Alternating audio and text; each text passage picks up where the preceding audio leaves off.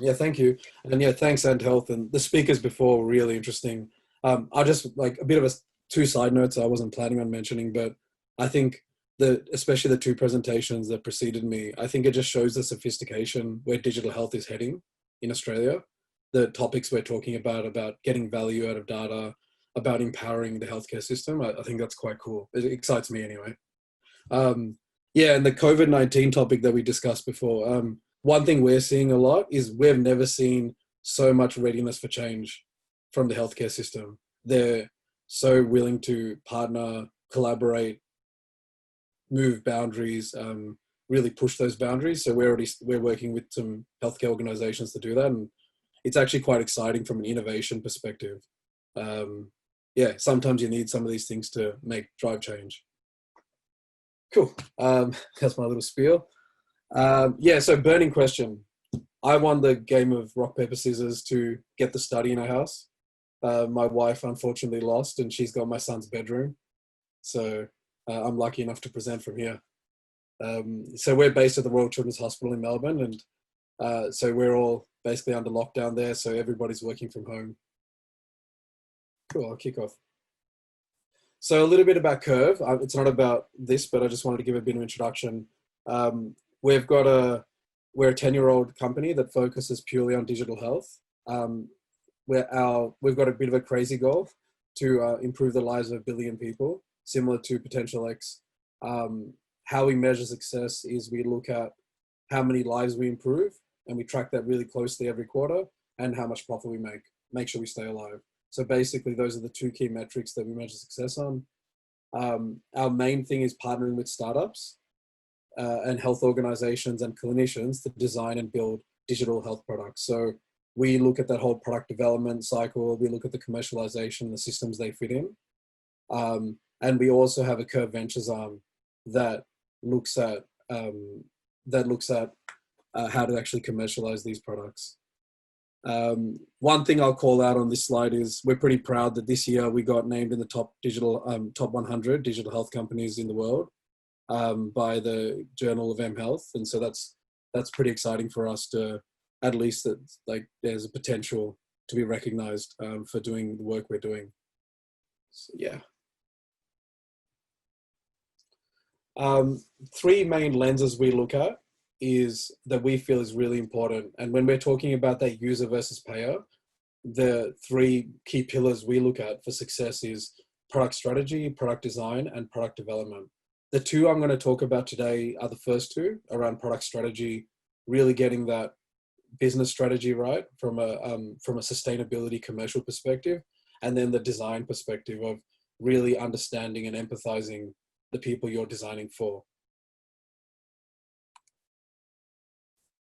So this stuff is complex, and I think if as many of you already know that are involved in this sector, knowing all of the aspects of how you need to navigate the system is really complicated. And what we do is we break it down into 4 simple things to know how are we looking at all those different touch points and those different aspects.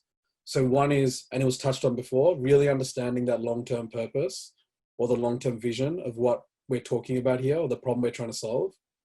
Some of the key assumptions that we're looking at that we need to answer. Now, it's not every single thing, but what are our make or break assumptions we need to answer? What really motivates? And this is where we see a lot of a misunderstanding, especially from the design user experience perspective, where really understanding the motivation of your users and your payers is really important. And sometimes not that easy, but really important for a successful product. The other one is if anyone's had a go at actually mapping out where these products fit in, how the current user journeys work. And we're seeing a lot of conversations around patient journey, but the reality is it's more than just a patient journey. It's the entire journey where we're involving stakeholders, users, payers, and that whole kind of healthcare system in that loop is really important. And as soon as you map that out, it's pretty clear to see that it's quite a complex system with a lot of moving parts. But we really encourage these 4 things to be looked at the start of any kind of embarking on any new venture or any idea. So just a bit of an example. So just to kind of show how complex it can be. So one problem we're looking at with a partner is looking at genomic testing for prenatal screening. For example, and as you can see on this picture, it's a very multi-layered, complex system.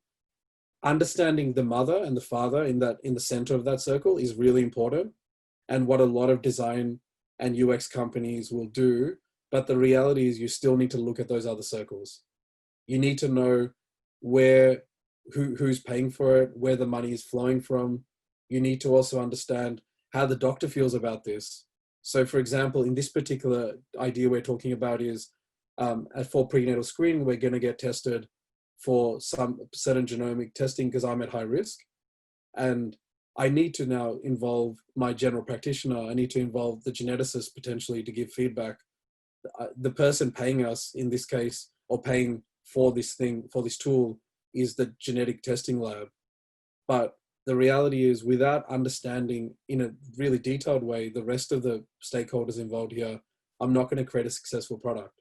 Because if I have a blocker at the GP, or if I have a blocker at the lab, potentially, the whole overall product is not going to work. So that's just a case study of it is complex and something you really need to spend time looking at earlier on. So empathy, like many of you would have heard about design thinking or user-centered design. And a lot of the time we see a bit of a mistake happening where the word user experience or user-centered design is misunderstood to be, it's just about the final end user. But the reality is it actually should be the payer experience, the user experience, the stakeholder experience, all considered at this phase also. So that's something that I really just wanted to call out from this particular part. And something that's cool is when I look at the other panelists that are talking on here, they've already looked at that, and you can see by the success of their products, they're addressing they're really understanding the motivations and needs of all those people in the chain. So I'll go through a bit of a case study. So we've got a product that looks at engagement for participants during a clinical trial. And originally we were looking at, okay, of course, I'm running a trial. I want to stay engaged with my patients. I want to run a remote trial. I want to gather data from them regularly and possibly send them nudges along the way to make sure they stayed here and are persistent. But what we soon learned was when we went through this phase was we still need to keep that trial participant happy, but the trial nurse, we need to add value to them to make sure it's easy to use, and also they can view the data to make their day easier. The other person we need to look at is the trial administrator. How is this adding value for them? Because what we found was the paying customer was actually not the biotech. They are interested in improving their trial, but it's more around the trial administrator who is adding it they're selling it as a value add tool. So if I'm not looking at all four of these and adding value to each of them, or I'm not at least creating a better future for them, the reality is my product's not going to work. And then that's one of the key topics we're talking about in the panel today. So the next one is around defining needs and problems. So the main point I want to pull out here is when we look at the needs, we're looking at the needs of both the payer and the user. What we see a lot is some organizations focus entirely on the payer. Okay, what are your needs? Give me your requirements. We're going to build something, but the user doesn't want to use it. There's other organizations that look at, let me find out everything there is to do with the user, but they end up not creating a product that the payer finds beneficial and doesn't want to put it back into their ecosystem or into their service they provide. So that's the main point I really wanted to pull out of here. And we've got a failure story from Curves where we were commercializing a product around remote gamified rehabilitation using 3D camera technology for stroke patients. And the reality is we looked very much from the user perspective, and we created a great interface. We created a great product that patients loved using, and even the clinicians loved using. But what we didn't include was the clinical side, the actual hospital administration side, where we weren't considering their needs.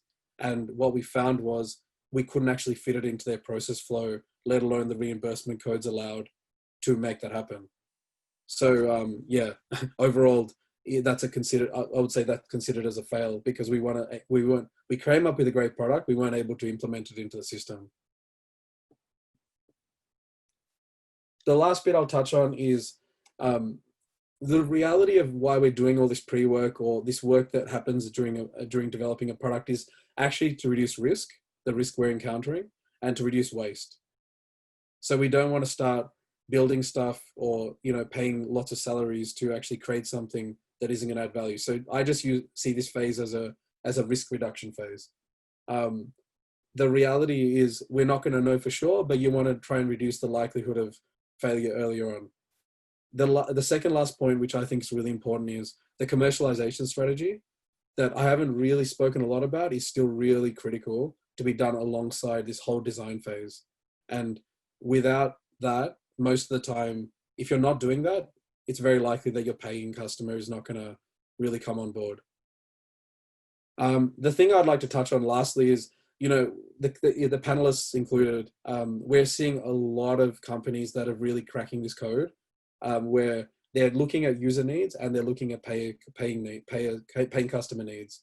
And in particular, like, some of the cool companies in the US and Australia that are doing that. Yeah, it's really creating an awesome ecosystem for us that I think is going to actually change the way we do healthcare. Yeah, and that's a little bit of an intro of user versus payer needs. Thank you.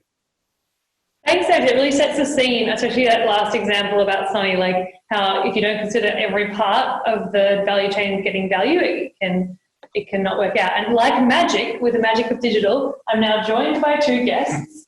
But first on our panel, we have another remote guest, Gabe, and I'll let Gabe introduce his company. So Gabe, you now have the ability to share your screen and jump on and start speaking. So unmute yourself and share your screen just while I introduce you. So Gabe's from a company called MOSH, who are prescribing and delivering medicines directly to consumers, which is very topical at this time of the year with COVID, but really they've been focusing on male health and men's clinics. So I'll let Gabe tell us a bit about his company quickly. Good afternoon, Gabe. Hi, Grace. Can you hear me? Yeah, we can. Okay, amazing. So like Sanji, I'm also working from home today for two reasons. Reason number one is because we've got a policy at work that everyone's going to work from home at the moment. But I'm also actually puppy sitting at the moment. I've got a 10-week-old puppy sitting underneath me. So if she's barking during this presentation, I do apologize. She's asleep at the moment though. So the reason I'm here is because I'm a good example of a direct-to-consumer company where the payer is actually the user. And so I co-founded MOSH about 4 years ago, and it was a side hustle at the time with a good buddy of mine. But I've only been in the business full time for a bit over a year. So I left my corporate job and decided to show the business a bit of love and attention. And that can obviously go a long way. So MOSH, what is MOSH? As you can see on the first screen, it's an online health clinic for men. In a bit more detail, what it means is we're a telehealth platform. We target them specifically, and we connect those guys with doctors and pharmacists so that they can get their prescriptions for a range of, I guess, embarrassing and stigmatized issues, namely hair loss, sexual health, skincare, and mental health. And so that's what we are in a nutshell. I'm just going to skip to the next slide and I'll explain how we work in practice. But you might have seen models like this already existing where a user goes onto a website and completes a short online medical questionnaire assessment. The point of it is to gather information about a patient's medical history that can then be relayed onto a doctor to streamline the doctor consultation so they don't have to spend a lot of time up front gathering this medical history. So the user fills the questionnaire. They then get connected to a doctor online via video chat. And that can take about 10 to 15 minutes. The doctor then assesses them for their specific medical condition. And if appropriate, the doctor will write a prescription for the patient. Now, assuming that's done, we've got systems in place so that our pharmacies gather the prescription and then dispatch the medication direct to the consumer. And we work on a subscription basis, meaning that every quarter the user gets their little prescription box at their door, and that then renews until the user cancels. So how do we make our money? Essentially, users pay a membership fee up front, and what's included in that membership fee is the cost of the doctor consultation. It also covers the treatment, any ongoing medical support required, so you can get unlimited doctor follow-up consults. It also covers postage, and then we throw in there certain perks or rewards. For example, if you're a hair loss customer, we'll give our users free haircuts. That's just an example. So hopefully that's an overview of how we work, and I'll let the others introduce themselves.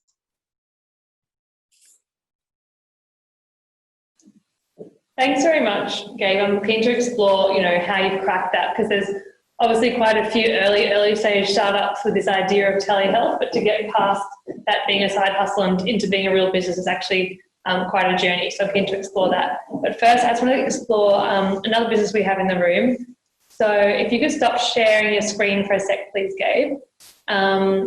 Thank you very much. And I'm just going to share the one slide that Perx have shared with us to explain their business while I introduce Scott, who came from a background of private equity, so really has that idea around what investors are looking for, as well as a really deep interest in behavioural change, to bring behavioural change to adherence of medication. And I'll let you explain more, Scott. Yeah, absolutely. So, Perx, we build behaviour change programs for people living with chronic disease, help them do the things they need to do every day to manage their condition, but ultimately deliver real change in behaviour and health and economic outcomes. And that final part, it can be a bit more of a differentiator than most people think. I mean, there's a lot of solutions out there that look at things like medication adherence or appointment compliance or taking measurements. But what we are primarily focused on in our North Star is actually how effective are we in engaging users first and foremost, because we do think that is the biggest challenge in chronic disease management, is how do you actually get people to engage with their treatment plan in the first place. Improve adherence, which for those of people who are unaware is just another way of saying what proportion of tasks that people should be doing to manage their conditions do they actually complete. And then ultimately deliver them better health, but also, and you'll probably get to this in a bit more detail as part of the discussion, but also delivering economic outcomes for the healthcare system, whether that's a range of different people who are organisations that have an interest in chronic disease behaviour management or chronic disease health outcomes, from pharmaceutical companies to insurance companies to healthcare providers. And so we work with all three of those sectors to deliver Perx programs to patients living with chronic disease and drive better engagement, adherence and outcomes. Thanks, Scott. And look how smooth that one was. We've also got Georgie here today, who describes herself as a geek in trainers, which I love, and has a background in technology and holistic health. And will tell us more about her platform, but the gamification element is really coming through here and having to engage the end user in what you need to do, as well as sell it right up the chain to someone who's going to care, which obviously we're going to explore, but I'll let you explain Springday quickly.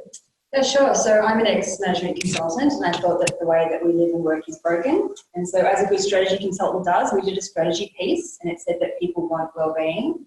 And by well-being, we define it under 5 pillars, so physical, social, emotional, financial, and career.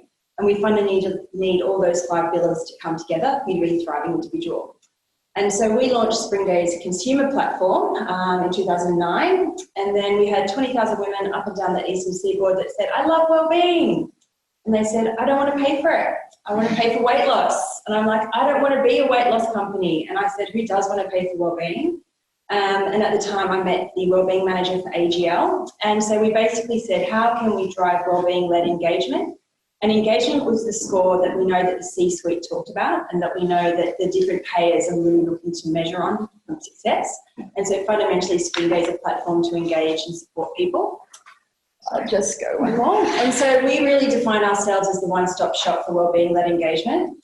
We combine our wellbeing strategy. I've been doing this for 10 years. We have our white label tech stack, because we know that each business and organisation we work with has its own culture. And we use our evidence-based content and programs to communicate with, motivate and engage users and drive better health outcomes. This is a sample of Accenture's platform there, so you can see they define their employees as being truly human. and then look at body, mind, heart, soul to bring it together. We're also working with workers' comp, so we've been approved to be spent of preventative health with WorkSafe Victoria, and we're actually about to launch with member-based organisations such as Diabetes New South Wales in May. So we're really looking at driving wellbeing and engagement. And you just said something that's been a real theme of the day, which is you wanted to find out who will actually pay for it. Yes. And in your case, you meant wellness. Who will actually pay for it and then demonstrate the value to them to actually pay for wellbeing. Yeah. I think it's a good opening question to all three companies, but I might start with you because you were just talking about it. You know, what evidence did you need? Well, one, who ended up paying for it? You said the companies, but who? Which people? And what evidence do they need to get them over the line to start actually paying for wellbeing? So it's quite interesting. When I first started selling, we sold to wellbeing managers, and this is going back to 2012, and there was only a few of them around. We know that last year, wellbeing managers were one of the top professions in SEEK, so it's a growing industry. But the problem I was trying to solve for wellbeing managers was actually to help them do a better job. So in the first instance, it was making them look really, really good and actually proving out the ROI of their time and energy. So instead of having to do RSVPs via email or through surveys, we could actually cross-promote the entire platform and ecosystem of what they had. And so we showed the ROI of existing programs as a measure of success as opposed to behaviour change. That's interesting, making your customer look good to their boss is probably going to be helpful to making that work. Yeah. But then Scott, because you actually were focusing on behaviour change, how did you make the companies you had on the screen a minute ago, how did you make these companies here, Roche, Novartis, etc., want to pay for what the impact of your product is? Yeah, and so a big part of when we started Perx, and we have a bit of management consulting background in our founding team as well, and so we did take a bit of an approach there of how do we deliver value and where does the value lie? And that is why at Perx we're focused on complex chronic conditions, is because we have a kind of the same conclusion that behaviour change in itself overall across a population isn't necessarily something that is easy to demonstrate value and come to a meaningful value.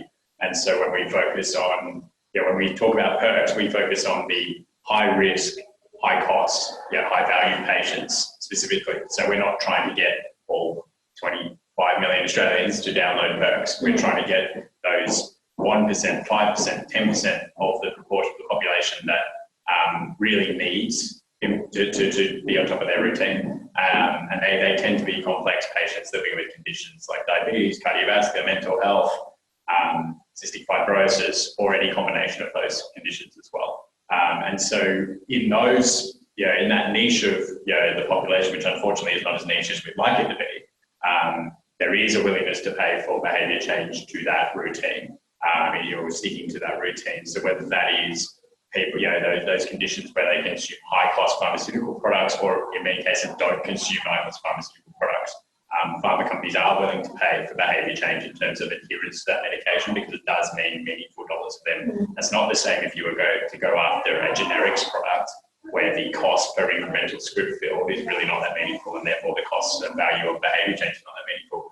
Similarly, when we work with insurers and providers, we're not delivering solutions for every member of HCF. We're delivering targeted programs for high-risk members who have been in and out of hospital multiple times over the last 12 months. So how do we intervene with their behaviour, change it, and that has real value, as opposed to necessarily trying to drive behaviour change across all 1.5 million members of theirs, because absolutely to George's point, that isn't necessarily the focus for those individuals within the business who might be making the buying decision. It's if you want to drive behaviour change, you need to do it with the right subset of the population to actually see real meaningful returns. So that's a really interesting thing to touch on. I'll ask you again questions, so stand by. But that you have this subset population that they need to be using it. So you've found these people who these brands who are going to have value, and you articulated to those different people in different ways. But then there's all relies on your product actually getting used, and so does yours. Yep. And and so what methods have you used to make sure that consumers, or your users, are pleased? Basically, if you want to please your customer, how can you please your user? Yeah, absolutely. I mean, I'm sure lots of features. Fundamentally, our product is behaviour change, and therefore, when our thesis is that behaviour change is driven by engagement. So the average Perx user will use our solution 4 to 5 times a day for 3 to 4 hours every month. And so driving that level of engagement is critical to our customers seeing value, our users seeing value, but importantly, actually, some of our contracts are based on achieving those KPIs. And so if we don't achieve that engagement and that behaviour change and demonstrate the value to our end customer, we've actually already started aligning the way that we get paid with achieving those metrics. So it is really critical. The way that we achieve that is as a broad range. So I mean, our thesis again is that people are motivated and engaged in very different ways. So what motivates you guys might be completely different to what motivates me. I might be very focused on incentives, rewards, seeing that I'm getting something for nothing, I'm seeing value. Whereas you might be more focused on engaging with the community and feeling kind of a sense of social obligation to your direct network, or even just other people within the app managing certain conditions, seeing you in there and interacting with the community can be really critical. And some people are going to be a combination of a range of factors. So we use a range of different motivational strategies generally, which has some evidence behind it in terms of driving engagement. And then we actually look to personalize those strategies within the app to that individual and see what they're engaging with. And that kind of does bring us around to MOSH, because Gabe, your user is your payer, your patient, the patient has to love using your platform and see value in it above and beyond going to the free GP, you know, and so there is quite a closeness there in enjoying using the platform. And it is kind of behaviour change in its way to get them to even do telehealth GP services, especially in a particular, you mentioned particularly stigmatised areas, which are surrounded by their own kind of layers of emotional response. So how have you made that work for your user, who is also your payer? So, firstly, I come at it from the customer angle actually, because I started losing my hair in my early 20s, so I knew exactly what solution I wanted to build for guys exactly like me. But on top of that, I'm also from a management consulting background. A whole table of management consultants. That's really interesting. So also engaged a research company before. So also engaged a research company before starting the business, and we managed to uncover some really interesting insights through that research. In particular, some of the things that we found are that guys are likely to be more honest online about embarrassing health conditions versus if they went to see a GP face-to-face. We also discovered that there was a need to access certain embarrassing health condition medications quite discreetly. And I guess on top of that, what we found is that guys would prefer not to go and visit a doctor because whatever condition they had would be seen to have been more of an issue if they went to visit a doctor versus if they had transacted online. And so those were some of the interesting insights that we managed to uncover through the research. And then before we embarked on building a product, we actually validated those insights through just running Facebook advertisements. And so we wanted to test, are there users who are actually willing to pay for what we think is a really good solution? And we managed to validate that through that ad spend. And so then we set about to build a solution, and telehealth lends itself really neatly because it's online, it's discreet, it's really convenient. And so that addressed that aspect of it. But then most importantly for us, it was about how can we build a really good brand that resonates really well with our users and who are also our payers.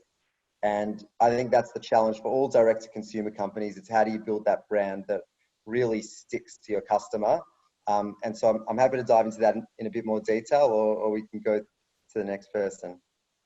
No, I mean, do touch on the branding element, because it is obviously super important in direct-to-consumer. It's also important in any business, but especially direct-to-consumer. And so getting that brand right, you said you had a background in management consulting, but you know, how did you have background in marketing? How did you get that brand right, seeing as it is kind of the crux of what attracts people to pay for your content? So we actually ended up paying a lot of money to get assistance with our branding. I know exactly what my limitations are, and branding actually isn't one of them. So where there are gaps in the business, we draw on external companies or resources to get help. And you haven't seen the slide, but what we landed with is a brand where we use a lot of illustrations in our brand to kind of cut through the stigma and to do so in a really humorous way. We don't really use models in our branding. We use real customers and real people. So they're in the middle picture at the bottom. always real people. Guys don't want to see models or pretty boys when they're going through the website. They want to see people who are just like them. And then if you look at the bottom left as well, we kind of have a bit of an editorial style to our brand, because our whole philosophy is that knowledge is empowerment and you can never have too much information. And so we try to educate and we try to tell stories, and we try to give as much information and be as transparent as possible with our customers. And so we trialed a few brands, a few different styles, again through Facebook ads, and this was the one that we landed with. And I think that ties in well with Georgie Springday, because you have some similar elements in that the employee has to enjoy engaging with the platform, see themselves being that super motivated, super fit, super productive employee, and to get that motivation out of it. But there's actually quite a distance between that person and the payer. And so can you talk to us about the challenges there and that journey of trying to convince almost three groups, really, like the HR decision maker and manager who has to implement it and love it, and then also the employee, and then also whoever makes the financial decision at the end? Yeah, I have the worst sell in the whole of history. I have a 3-pronged sell. So I have to sell to the employee. There has to be the what's in it for me, and the guys have touched on that. Yeah, exactly. I have to sell to HR, predominantly it's HR, and say, right, what's in it for you? How can this product, as opposed to all the competitors, really help you solve problems within the business? And the third thing is the justification of this, selling to the CFO, is to what's the ROI of the spend. And that's really the biggest competition that we have. It's not that your product is not the most amazing thing. It's we are taking our digital budget and our digital team and our digital resources, we're actually putting it on another project at the moment. So we often find that our competitors are not necessarily competing platforms or products. It's what's going on within the business, and that will then drive uptake, engagement, a whole range of other things. We've had some of our clients, we've signed NDAs. We know they're going to be going through business change. Well, going through business change, change is pain, and therefore we don't get the engagement. And they're like, well, your product's not working. It's like your culture, you've got this going on at the moment, your job design, everything's wrong. So how can we actually be part of the solution and help you solve this, as opposed to just expecting that a product that's over the fence and an app's going to work and be highly engaging all the time.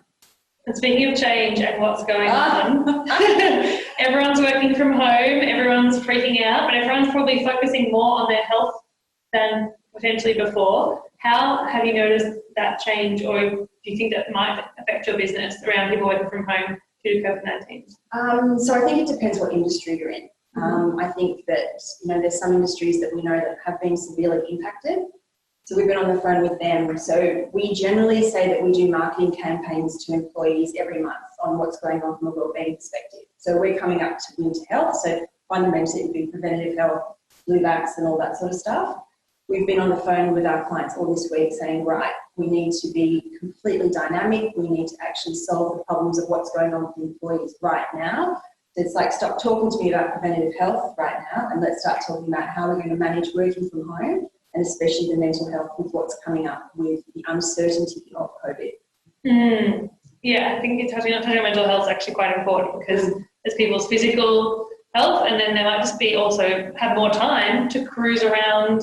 Like, I think there's a bit of doodling about happening at the moment, and so people might have more time to go onto their employee wellness page. They might feel they're too busy to go on normally. That could be a good time to push those things out at them, and take a leadership position from the business's point of view. So you're an enablement platform at this point from their point of view. Correct. So it's how can we get employees to be really healthy and well working from home? So it's strategies around that. I mean, it's even how do I set up my desk properly at home so I'm not on the, sitting on the couch on my laptop ending up with musculoskeletal pains. It's actually trying to help them with the uncertainty and the social isolation. I mean, for some of my friends, it's only been a few days and they're like, I'm already extraordinarily bored. So we'll be driving a lot of content and tips and tools and doing some webinars and things like that to actually help people stay connected, engaged and feeling empowered and certain that we can actually get through this as a community. I think that's going to be really interesting. Personally, we walked home last week and I was going stir crazy by the end. So I feel them. And I think that's, we touched on it a bit as well about the way that people are getting paid and the way that people, organisations are contracting. You mentioned some interesting risk sharing stuff, but also if you're in a volume-based, you're selling a number of licenses or a number of logins, where does the balance fall? It's probably a question for both of you here, but obviously feel free to jump in and unmute yourselves at any time, other panelists. You know, when you've sold a volume of licenses or employee logins or patients logging in or something, how do you then, who's responsible for marketing it to them? So you've sold 1,000 licenses to your big buyer who's bought them, and they're going to then on-sell them to their employees or their patients. Who then makes sure that they use up those 1,000 and get on to the next 1,000? How do you guys manage that? Because it's quite a big challenge, keeps coming up for volume-based sales. Sure. Yeah. I mean, touching on Georgie's point before is that, there's ultimately a lot of stakeholders in this. And just because you've got a signed contract, if there's some element of that contract is volume-based and having a certain number of licenses out the door or having a certain uptake within, the contract period, I think the answer is no matter what the contract says, ultimately, it's your responsibility to market it within their organisation because they're never going to be able to sell it as passionately and as informed as you will. And so that's something we probably learned the hard way of having a lot of nice brands that we can put up on a slide, but until you can actually get patients joining those programs and starting to use and interact with the product, it doesn't necessarily translate to revenue. And even if it does, even if some, whether it's a minimum volume provision, so you're getting paid no matter what, when that contract comes up for renewal, if you haven't seen good uptake and good engagement, and then for us, good behaviour change, your chances of that contract getting renewed are pretty low. So I think ultimately responsibility falls on you to find the strategies that work to drive uptake and to bring those, members or patients or employees into those programs. Yeah, because you can't just be like, good, signed, done, you've got to keep that customer I'd say on board. the sales and marketing process keeps going well beyond when you get a signed contract, and that's what we've learned in terms of working with those big customers. Yeah, and we've moved well away from per head pricing because of this exact reason. And to talk to that, so one of our clients, 91% of the employees say that their company cares about their health and well-being, but we've only got 60% of their employees actively engaged in the platform. So just because it's there and I'm not using it doesn't mean I don't see that there's value creation to it. And so that's where we really go in with a shared responsibility model now. So is the CEO on board with this and this is part of their whole culture strategy? And if the answer is no, then we're like, well, it's just too hard. You're not getting it from the C-suite. How are you going to expect to drive it from the middle managers? The second thing is that can we have the local culture drivers and the wellbeing champions actively engaged as well? And how can we empower them to be brand champions? And the third thing is monthly marketing all the time. If you think about Coke, Coke's everywhere. There's ads for Coke, it's on fridges, so we need to do exactly the same thing with the positive wellbeing message. That's really interesting because we had an app that was doing quite well. It was post-ED follow-up app, and the hospital agreed on discharge to give every single person with this condition a flyer and how to download the app. And they thought, this is amazing, what a great volume of sales, have this many patients per month, blah, blah. And then all of a sudden it kind of dropped off, like steeply. And they figured out that they'd run out of flyers and no one had agreed whose job it was to print more. And it was such a small thing in this giant, constantly moving sales cycle that it really undid the cash flow for a bit. So this is, this keeping vigilant on once you've signed the deal is quite important. And to talk to anyone who's on the panel or on the listening about commercialising this as well. And that's the problem, because I can't just sell software over the fence. There's a lot of VCs and investors out there that think that it's a too hands-on product. And so that's when I'd start looking at what your GP is and, what sort of margins can you get so that you can justify scale and growth. But, what I've learned is you just can't send software over the fence and hope that it sticks. That's an important lesson. Don't send off over the fence, hope that it sticks. And unfortunately, running out of time, so I was going to ask everyone on the panel in turn if they could do it over again, what's one thing that they would do differently or get onto earlier or do better? Do you want to start with you, Sanji? I'm sorry I haven't got to throw to you very often, but if you just unmute yourself, you'll be able to speak. Something, a tip or a common fail you've seen, or something you do differently if you go over again. One thing we see a lot in healthcare, especially if you come from a healthcare background, people are really scared to do that user payer research and almost use guerrilla tactics to get that. And basically one bit of advice I'd give myself is whatever way you can access your potential customers or your potential users, whether that's via surveys, recruitment online, friends and family, do it and do a lot of it. And keep doing it while you're developing the product. But that's probably because basically if you come from healthcare, you're strongly wrapped up in ethics, ethic approvals, and going through huge 6-month processes to do that. So that's probably one advice I'd give from the user versus payer, getting that right. Thanks, Gabe. If you could do one thing over or give one tip, what would it be? For me, it would have been about setting up a really good analytics dashboard from day one. We only began to analyze data quite effectively after the 1-year mark, and we quickly discovered that we were making a lot of stupid decisions very blindly. And what we realized is that often the answer is very counterintuitive.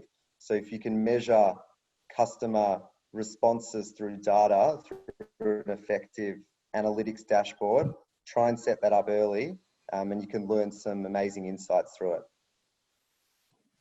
Thanks for being candid about not getting it right in the first instance as well, because I can imagine that making decisions blind is really hard. Georgie, you could do it over? I think being a solo female founder is extraordinarily tough, not only from raising capital, but from sharing the load. And so A, I would have considered a co-founder, or B, I would have considered a much stronger advisory board earlier on. Yeah, understandable. Yeah. I can't imagine doing that alone. You're amazing. Scott, you've got a co-founder. Yeah, I do have a co-founder, so I wouldn't change that. For us, I think it is reaching out to people with identical, similar, or analogous problems. I think often the tendency is, in startups, is to kind of think just because you're doing something, you're constantly justifying to everyone, whether it's customers, investors, yourself. Your mum. You're breaking new ground, and as a result, I think at times that can mean you're quite have quite narrow vision of, well, then I need to solve this problem by myself, because no one else has probably experienced this exactly the same way I have before, or we have before. When in reality, there's so many companies doing similar things. I mean, even just hearing Georgie speak about Springday, I mean, the idea around structuring the contract to have less per head exposure when you're working in a B2B2C model, and therefore a lot of the risk in terms of uptake is at the mercy of your customer, who may not be as engaged as you in what revenue you're generating this month. We've had several chats in the last 12 months on uptake and recruitment and how we might tackle different challenges with different customers. And we've actually been able to find someone in pretty much every one of our industry verticals who's dealt with a similar or analogous or almost identical problem in some cases. They've been very willing to share and collaborate and what works, what doesn't work. And they've been fortunate to have those conversations, but I think we could have done it a lot earlier. And it was that kind of narrow vision of we're doing something new and therefore no one has input that's valuable, or we'll figure it out. We should have reached out a lot earlier and started having those conversations. Yeah, thank you. Thank you for sharing that, and thank you to everyone for their time on this panel today.